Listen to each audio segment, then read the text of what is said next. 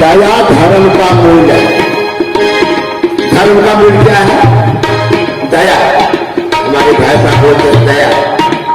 जिनके पास दया नहीं है उनके पास धर्म टिक नहीं सकता, ये धर्मात्मक कहला नहीं सकता।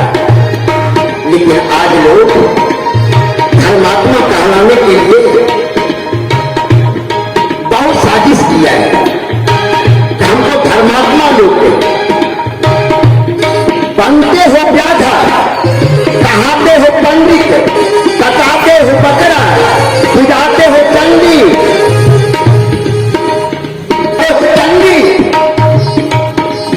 स्वानों का भोजन करता हमेशा। संत कबीर साहब ने कहा जाति हृदय सो कैसे तारेगा, जाति हृदय